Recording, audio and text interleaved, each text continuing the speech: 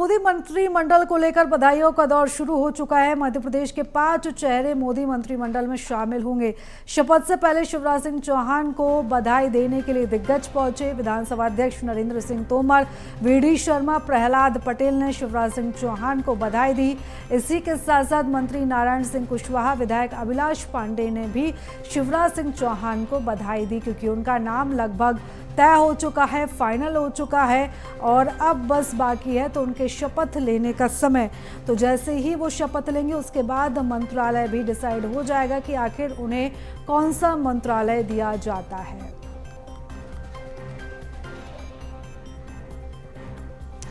तो चलिए इस खबर पर ज्यादा जानकारी के साथ हमारे 2 सहयोगी हमारे साथ जुड़ चुके हैं। सबसे पहले बात अगर हम मध्य प्रदेश की करें तो मनोज हमारे साथ जुड़ चुके हैं, तो वही अविनाश छत्तीसगढ़ से हमारे साथ जुड़े हुए। सबसे पहले मैं रुक करूंगी मनोज, आपका जिस तरीके से चर्चा जोर पकड़ रही थी, 2 नाम सुबह तक फाइनल हो चुके थे। पहला नाम था शिवराज सिंह चौहान का, दूसरा नाम था ज्योतिरादित्य सिंधिया का।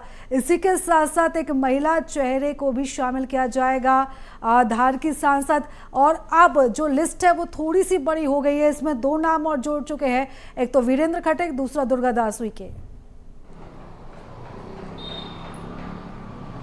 जी बिल्कुल, जो मध्य प्रदेश से 5 चेहरों को जगह मिली है उसमें कहीं ना कहीं जातिगत समीकरण को बैठाने की कोशिश भी की गई, क्योंकि 2 यदि बात करें तो 2 ओबीसी चेहरे इसमें शामिल है। इसके अलावा 2 आदिवासी चेहरे शामिल है और एक दलित चेहरा, यानी सभी वर्गों को यहाँ पर तवज्जो दी गई। हालांकि इससे पहले भी इसी तरीके के समीकरण को बनाने की कोशिश की गई थी और 5 चेहरों को मोदी कैबिनेट में शामिल किया गया था, लेकिन इस बार फग्गन सिंह कुलस्ते को की जगह पे आदिवासी चेहरे के तौर पे सावित्री ठाकुर, जो कि धार से सांसद है, उन्हें मोदी कैबिनेट में जगह मिल रही है। हालांकि अभी जो संभावित नाम है उनका नाम शामिल है, लेकिन मीडिया से उन्होंने बातचीत की दिल्ली में और उन्होंने बताया कि उनके पास भी फ़ोन आया, यानी सावित्री ठाकुर जो है मोदी कैबिनेट में शामिल हो रही। शिवराज सिंह चौहान के नाम पे पहले ही संकेतों में मोदी खुद मोहर लगा चुके हैं।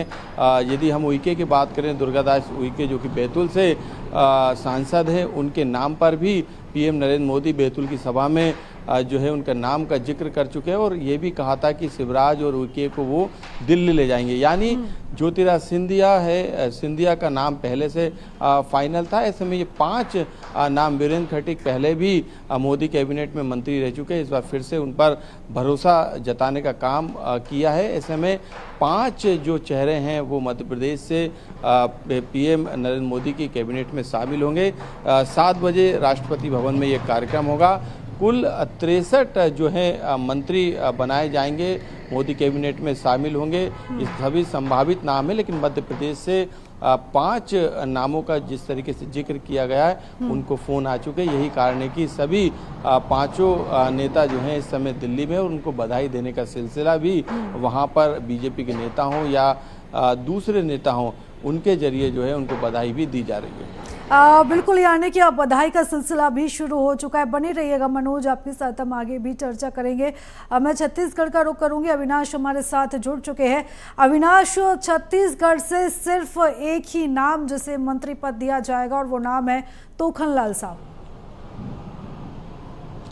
जी निश्चित तौर पर बिल्कुल आपने सही कहा कि जिस तरह से छत्तीसगढ़ में 10 सीटों पर बीजेपी ने जीत बनाई है और जिस तरह से तोखन साहू का जो नाम सामने आया है मंत्रिमंडल में, वो जो सूत्र जो के हवाले से जो पता चला है, जो नाम अभी चल रहा है उसके हिसाब से काफ़ी चौंकाने वाला नाम है छत्तीसगढ़ में, क्योंकि छत्तीसगढ़ में 3 नामों पर ही चर्चा हो रही थी। 3 बड़े नाम थे, जहाँ पर रायपुर लोकसभा, दुर्ग लोकसभा और राजनांदगांव लोकसभा, इन तीनों क्षेत्र के सांसदों का नाम जो है वो केंद्रीय मंत्रिमंडल में शामिल होने की बात चल रही थी, इन्हीं की चर्चाएं थी। लेकिन तोखन साहू का नाम काफी चौंकाने वाला है। लेकिन तोखन साहू के नाम के पीछे यदि हम रणनीति समझे तो बीजेपी ने काफी गणित इस नाम के पीछे लगाया है, क्योंकि साहू वोटर छत्तीसगढ़ में सबसे ज्यादा प्रभावशाली वोटरों में से है। ओबीसी वर्ग में सबसे ज्यादा साहू समाज के लोग हैं और ऐसे में ये देखा जा रहा है कि विधानसभा चुनाव और लोकसभा चुनाव में जिस तरह से साहू समाज के लोगों ने, साहू वोटरों ने जो बीजेपी को समर्थन दिया है, कहीं ना कहीं बीजेपी को एक बड़ी जीत दिलाने में उनके वोटरों का जो महत्व है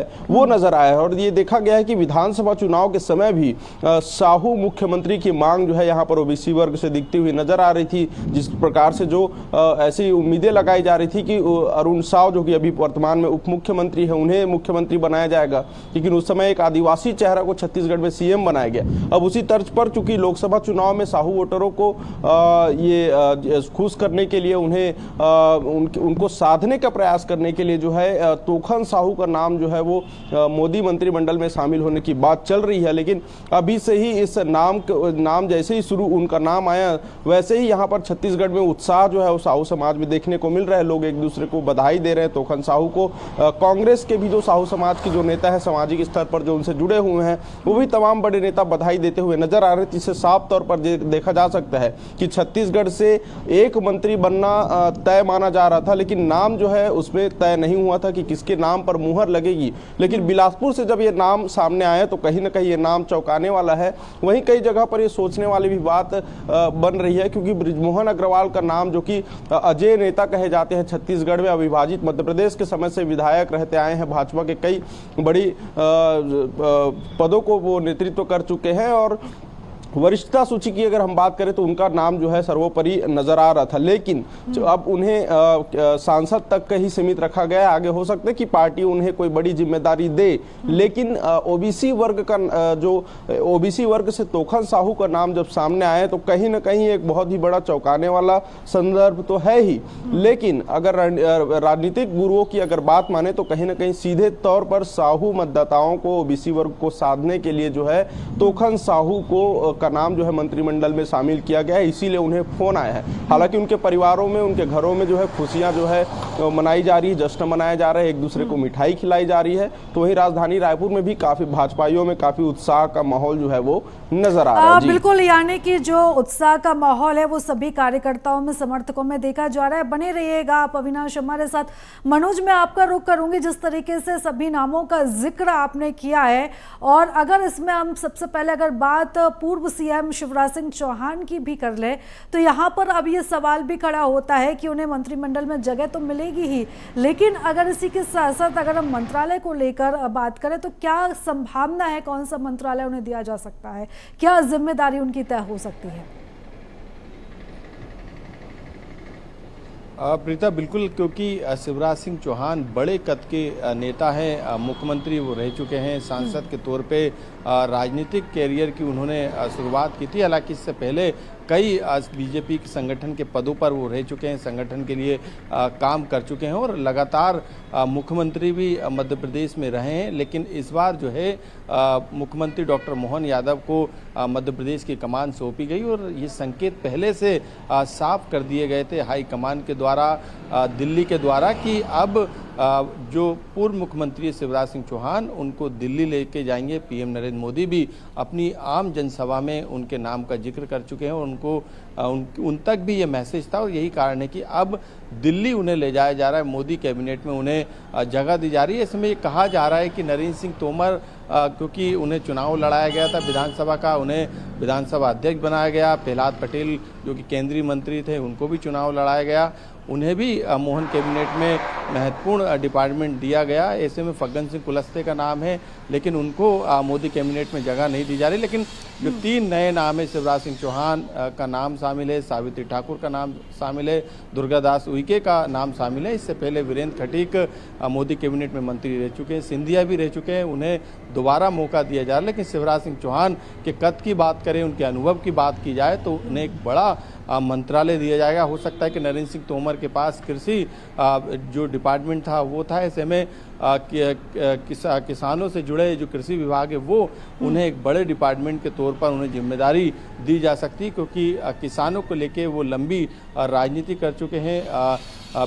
लाडली भांजियों के तौर पर भी, भैया के तौर पर भी उनकी छवि मध्य प्रदेश ही नहीं बल्कि देश में ख्याति प्राप्त है। ऐसे में उनको जुड़े हुए डिपार्टमेंट जो है उनको बड़े डिपार्टमेंट उनको दिए जा सकते हैं। इसके अलावा वीरेंद्र खटीक से लेके ज्योतिराज सिंधिया जो कि काफ़ी लंबे समय से जो है मोदी कैबिनेट में रहे, उनको भी एक महत्वपूर्ण विभाग जो है मोदी कैबिनेट में मिल सकता है। यदि बात करें दुर्गा दास उइके की या सावित्री ठाकुर की, तो हो सकता है कि इनको उतने बड़े डिपार्टमेंट ना मिले जितने बड़े डिपार्टमेंट जो है वीरेंद्र खटीक को मिले, ज्योतिरादित्य सिंधिया को मिले और शिवराज सिंह चौहान को मिले। बिल्कुल, और अब देखना होगा कि क्या कुछ जो डिपार्टमेंट्स हैं इन दिग्गज नेताओं को मिलते हैं। अविनाश, यही सवाल मेरा आपसे भी रहेगा, अगर हम तोखरलाल साहू की बात करते हैं तो क्या संभावना लगती है, कौन सा विभाग उनको दिया जा सकता है? देखिए, छत्तीसगढ़ मुख्य रूप से अगर देखा जाए तो छत्तीसगढ़ खनिजों का प्रदेश कहा जाता है। यहाँ पर खनिज संपदा जो है मिनरल स्टेट के नाम से छत्तीसगढ़ को जाना जाता है और ऐसे में एक बड़ी उम्मीद है कि मिनरल स्टेट को लेकर जो है सेंट्रल मिनरल मिनिस्ट्री जो है वो इसमें इनके नाम पे आ सकता है, लेकिन अभी ये तय नहीं किया जा सकता क्योंकि पहली बार के सांसद हैं और पहली बार ही वो मोदी मंत्रिमंडल में शामिल होंगे, तो उन्हें कोई बड़ा विभाग जो है मिले। लेकिन निश्चित तौर पर कोई ना कोई एक अच्छा विभाग जो है, क्योंकि छत्तीसगढ़ में जिस तरह से भारतीय जनता पार्टी को समर्थन मिला है, छत्तीसगढ़ के विकास को देखते हुए, आसपास पूरे देश में अन्य राज्यों के विकास को देखते हुए और उनकी क्षमता के आधार पर जो है ये तय होगा कि नए पहली बार जो सांसद बनकर जो पहुंचे हैं केंद्रीय मंत्रिमंडल में और पहली बार जो सांसद बनते ही मोदी मंत्रिमंडल में शामिल हो रहे हैं, उनके लिए क्या कुछ व्यवस्था होगी, ये हालांकि अभी तय नहीं हुआ है, लेकिन ये उम्मीद जताई जा रही है। क्योंकि सबसे बड़ी खबर यही है कि छत्तीसगढ़ से एक मंत्री को केंद्रीय मंत्रिमंडल में लिया गया है, लेकिन अब विभाग कौन सा मिले, कौन से विभाग जो हैं उनके मंत्रिमंडल में होंगे, ये अभी कुछ कहा नहीं जा सकता। लेकिन छत्तीसगढ़ के हिसाब से यदि मैं आपको बताऊं तो चूंकि मिनरल स्टेट है तो कहीं ना कहीं इसका एक प्रभाव दिख बिल्कुल, सकता अब है। देखना होगा कि क्या डिपार्टमेंट उनको दिया जाता है। नजर बनाए रखिएगा अविनाश, लगातार आपसे अपडेट्स लेते रहेंगे। फिलहाल बहुत धन्यवाद आपका तमाम जानकारी के लिए।